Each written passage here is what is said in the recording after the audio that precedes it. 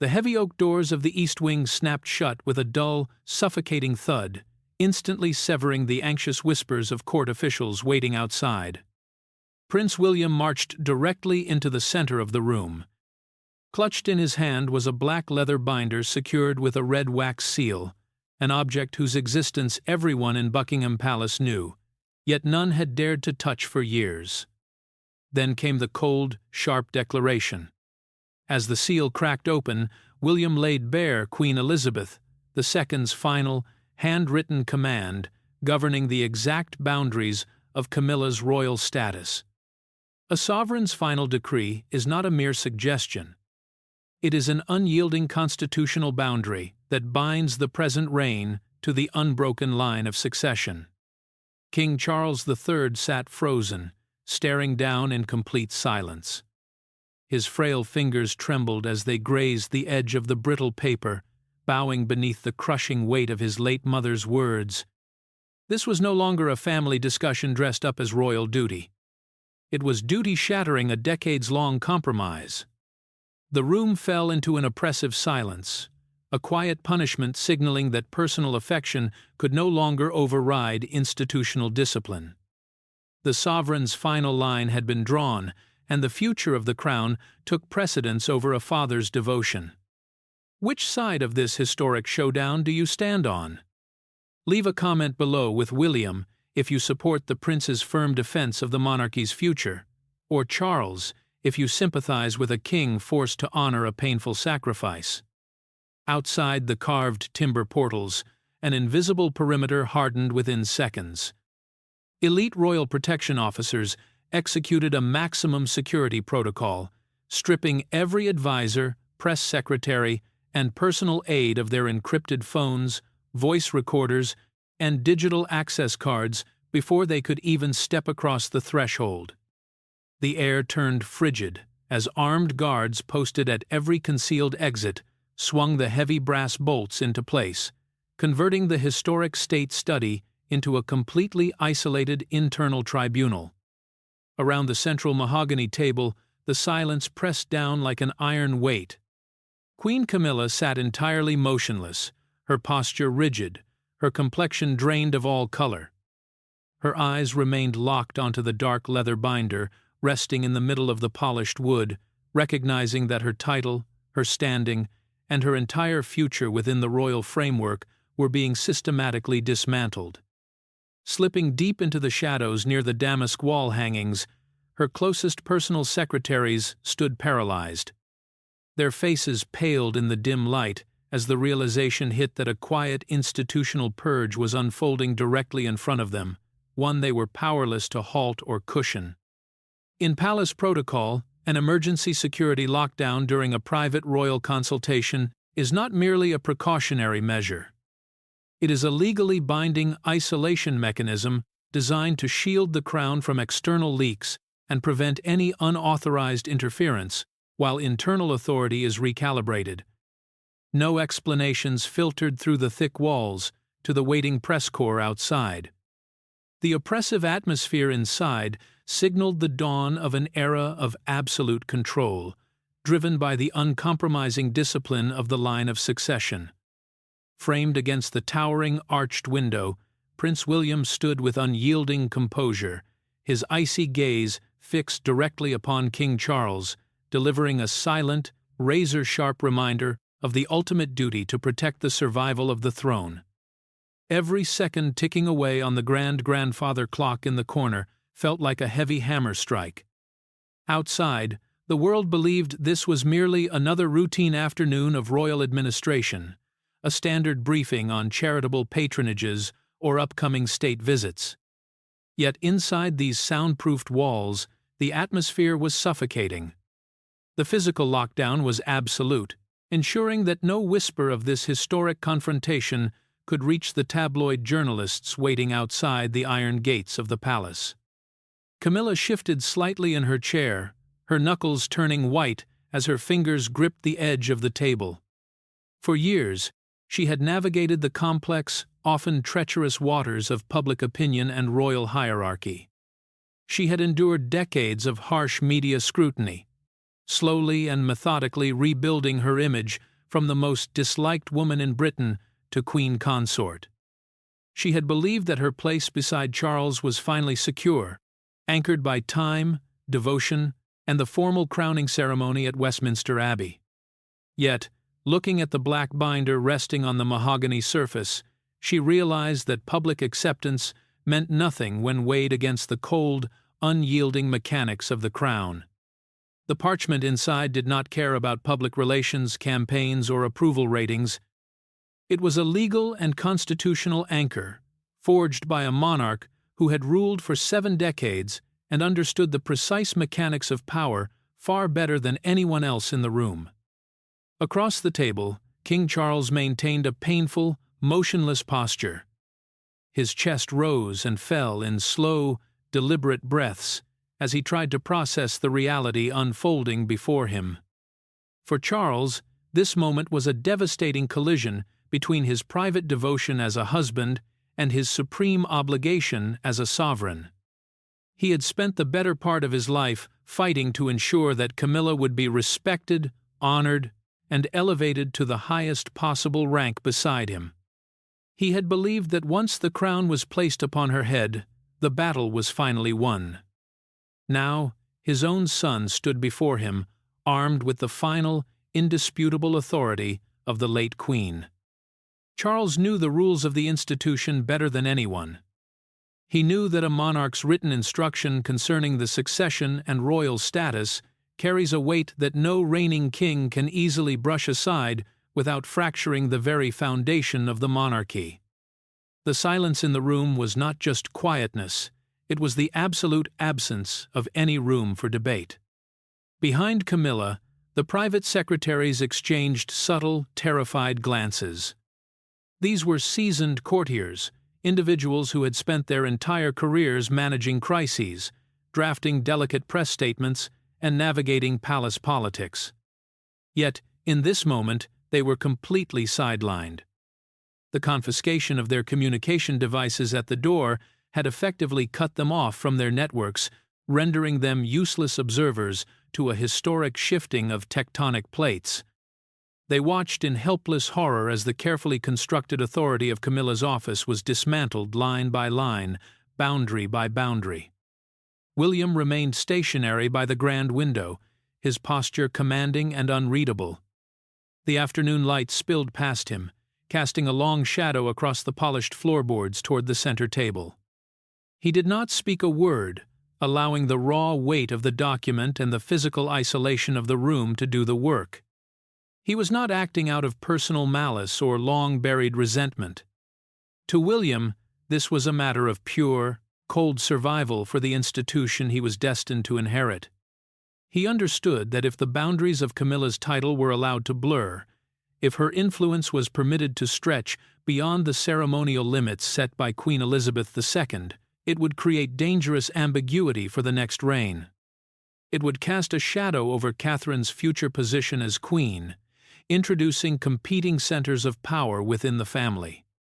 William was here to ensure that the transition of power, when his time came, would be absolute, clean, and unburdened by the emotional entanglements of his father's era.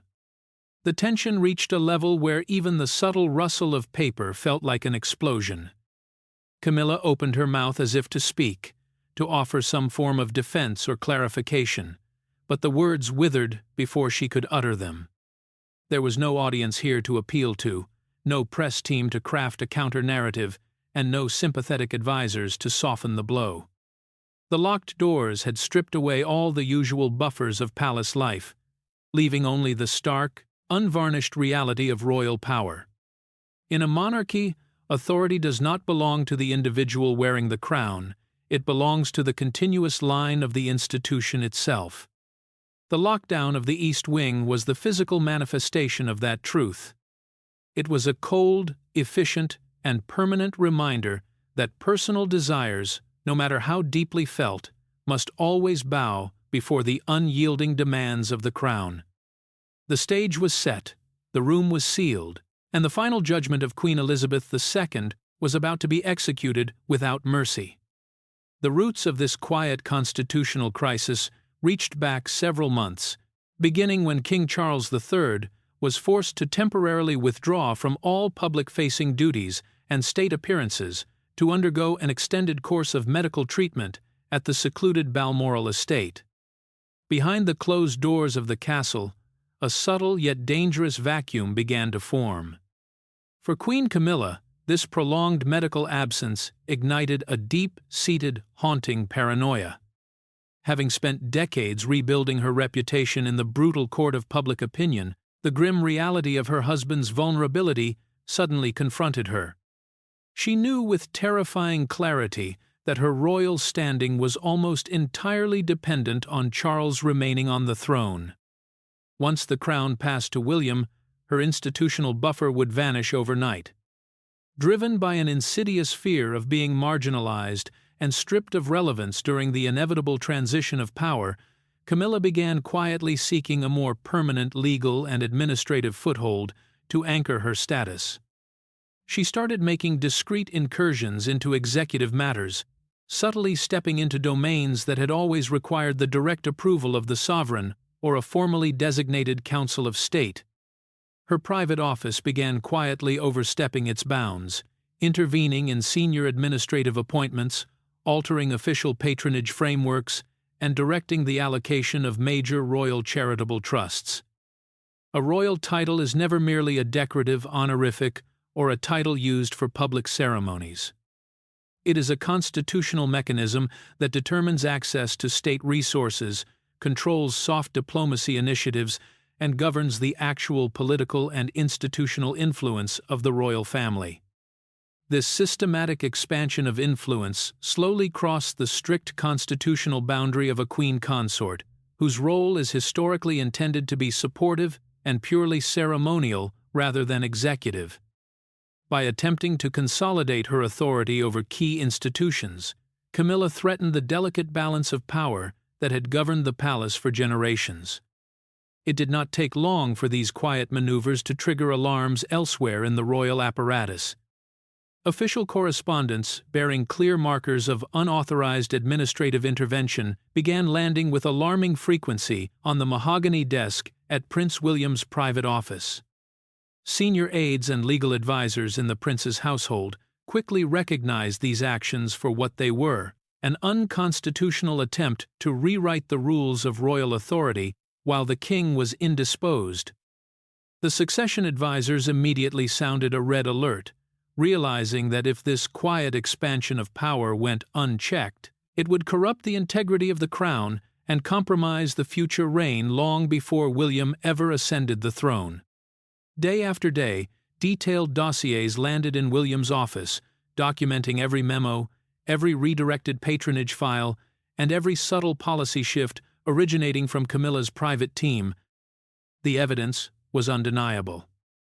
What had started as quiet administrative overreach during a period of family vulnerability was morphing into an institutional power grab. William watched these developments with a cold, calculating discipline. He understood the optics better than anyone.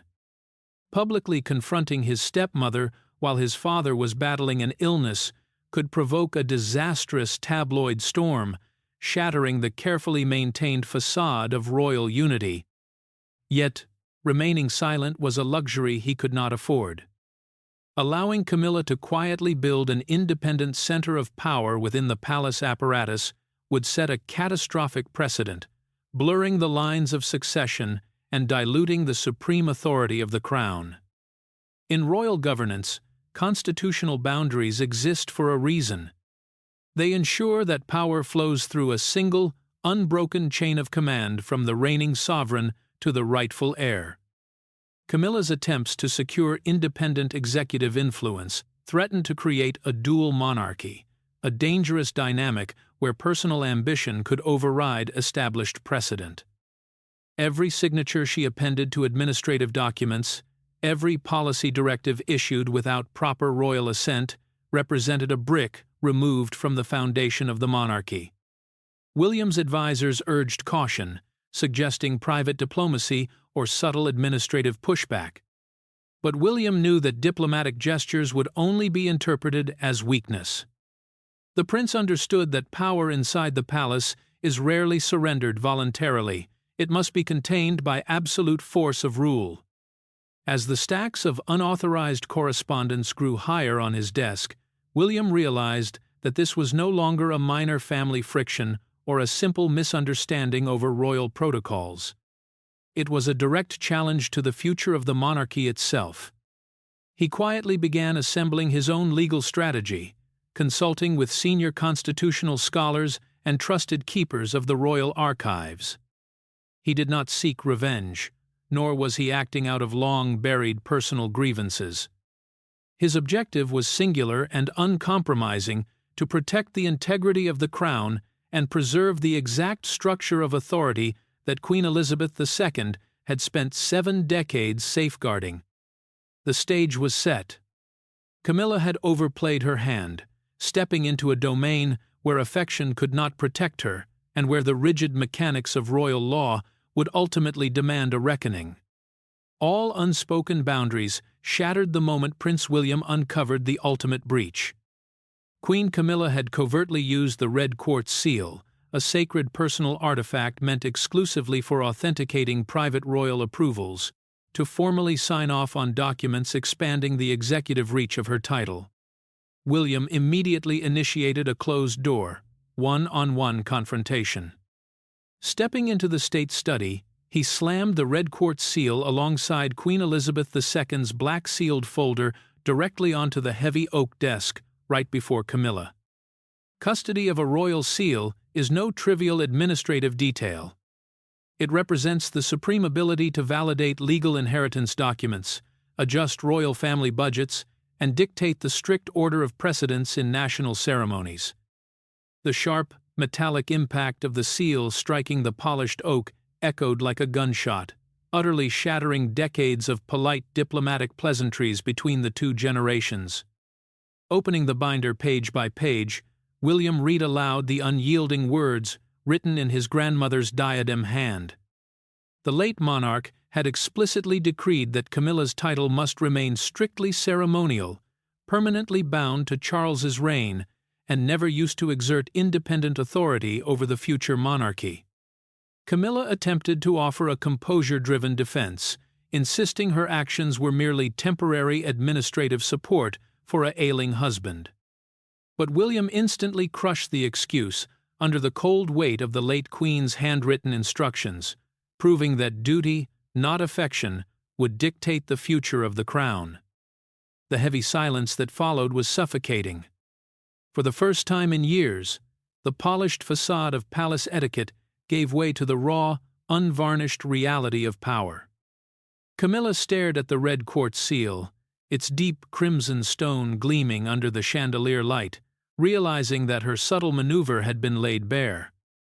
William did not raise his voice; he did not need to. The precision of his tone carried the full weight of the institution he was born to protect. He made it abundantly clear that using a sovereign emblem to bypass constitutional protocol was not a helpful gesture of spousal support, but a dangerous overreach that threatened the integrity of the succession. Every line of Queen Elizabeth II's final instruction was designed with surgical foresight. The late monarch had anticipated the very ambition that was now playing out across the oak table. She knew that in moments of family vulnerability, personal desires could cloud institutional boundaries. The document explicitly stated that no secondary figure, regardless of title or marriage, could ever wield executive influence that might cast a shadow over the future reign of Prince William and Princess Catherine. The instruction was not born out of malice; it was born out of an absolute devotion to the stability of the throne. Camilla felt the ground shifting beneath her. The arguments she had prepared, polished by years of navigating palace intrigue, disintegrated in an instant. She was facing a prince who was no longer just a stepson observing from the sidelines, but the future king enforcing an absolute boundary. William made it clear that the red quartz seal would be immediately returned to the vault, its custody placed under strict new protocols. The unauthorized documents bearing its mark were rendered null and void, wiped from the official royal register before they could ever take legal effect. The confrontation exposed the fundamental tension at the heart of the modern royal family. On one side stood the desire to protect a personal relationship, on the other stood the unyielding, cold logic of an ancient institution that survives only through discipline and precedent. William closed the black leather binder with a quiet, decisive thud. The sound signaled that the time for debate was over. The boundaries had been drawn by the late monarch, revealed by the heir, and enforced without hesitation. The attempt to expand Camilla's authority had not only failed, but it had also triggered a swift, irreversible containment that would redefine her role within the palace forever. King Charles III finally broke the suffocating silence, his voice cracking with an emotion that years of royal composure could no longer suppress. He stepped forward to shield his wife, his words choked with pain as he recounted the decades of sacrifice, quiet, patience, and relentless public scrutiny Camilla had endured. He reminded his son of the dark shadows of the past, the brutal headlines, and the endless hostility she had weathered simply to stand by his side. Yet William stood like marble, refusing to grant an inch of emotional quarter. His response came with an icy, razor-sharp precision, asserting that a husband's personal devotion could never take precedence over the stability and constitutional legitimacy of the crown he was born to inherit. The prince shifted the focus directly to the most unyielding clause buried within Queen Elizabeth II's final instruction. He emphasized that Camilla's title was explicitly barred from ever being leveraged to cast a shadow over, diminish, or blur the supreme future position of Princess Catherine. In the complex mechanics of royal succession, the status of a future queen consort is not merely a matter of family hierarchy. It is a critical constitutional safeguard that ensures the absolute clarity of the line of succession and protects the sovereign authority of the next reign from competing factions or diluted influence. A heartbreaking emotional impasse filled the study as King Charles faced an impossible choice. His trembling hand reached for the fountain pen, forced to sign the formal decree that revoked the red quartz seal and permanently sealed off Camilla's executive reach. Camilla's knuckles turned bone white as her fingers dug into the carved wooden edge of her chair. She absorbed the bitter reality that the constitutional wall, erected by Queen Elizabeth II, had permanently severed her from the inner circle of royal power. Over the entire room, the late Queen's final command loomed like an inescapable shadow, stretching across time and space to impose an iron order upon the family, proving that personal affection would always bow to the absolute discipline of the crown. For King Charles, the act of putting ink to paper felt like a profound betrayal of his own heart. He had spent the better part of 50 years fighting the establishment, the press, and public prejudice to secure a place of honor for the woman he loved. Every concession he had won, every milestone of public acceptance he had painstakingly built, seemed to dissolve with a single stroke of his pen. His eyes remained fixed on the document, unable to meet Camilla's gaze, as he officially stripped her of the authority he had worked a lifetime to grant her. William watched the signature dry with an unblinking, stoic resolve. He felt no sense of victory, no personal triumph in his father's anguish. To him, this was the necessary, cold algebra of statecraft. He knew that if he allowed his father's devotion to create a precedent of blurred authority, the stability of his own future reign with Catherine would be dangerously compromised. The crown could not afford two competing centers of influence, nor could it allow the memory of past sacrifices to dictate the legal framework of the future. Catherine's name in the document was the ultimate anchor. Queen Elizabeth II had possessed an incredible foresight, recognizing long before her passing that the transition between reigns would be the most vulnerable period for the modern monarchy. She had deliberately designed this instruction to ensure that Catherine would inherit a clear, unblemished path to her role, entirely free from administrative interference or lingering rivalries from the previous generation. The late monarch had placed the future queen's protection above all personal comfort, leaving behind a mandate that William was bound by duty to execute. Camilla sat frozen, listening to the soft scrape of the pen against the thick parchment. The humiliation was not loud or public. It was far more devastating because it occurred within the absolute privacy of the inner sanctum. The title of Queen Consort remained hers to wear in public processions, on balcony appearances, and in official photographs. But the substance beneath the gold leaf had been completely hollowed out. She was reminded, in terms that could never be renegotiated, that respect was not the same as power, and honor was not the same as command. As the ink settled, the dynamic within the room altered permanently. The authority of the reigning king had been bound by the dead hand of his predecessor and enforced by the iron will of his heir. The document was carefully placed back into the black leather binder, its red wax seal broken, but its purpose fully realized. The shadow of Elizabeth II seemed to settle over the quiet room, a silent reminder that the monarchy survives not through love, but through law. Personal grief, private promises, and lifelong devotions had been brought before the altar of the institution and sacrificed. The crown's future had been secured, the line of succession fortified, and the unyielding order of the royal house restored without a single word leaked to the waiting world outside. Immediately following the conclusion of the sealed meeting, an urgent directive was dispatched to Queen Camilla's private offices, ordering an instant review and systematic cancellation of all upcoming engagements that carried any strategic or policy-directing authority. Her name, cipher, and personal heraldic emblems were swiftly removed from the administrative records of the sovereign development funds, surrendering total supervisory control directly to the office of Prince William.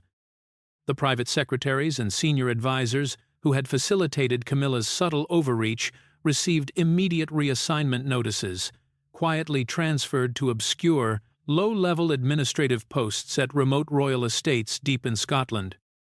Palace Communications quietly issued updated briefing guidelines to major press outlets, carefully reframing Camilla's public title purely as a ceremonial companion with no independent governing reach. Princess Catherine appeared at subsequent high-profile national events with unshakable poise, officially stepping forward to assume oversight of the core charitable organizations and strategic patronages transferred into her care.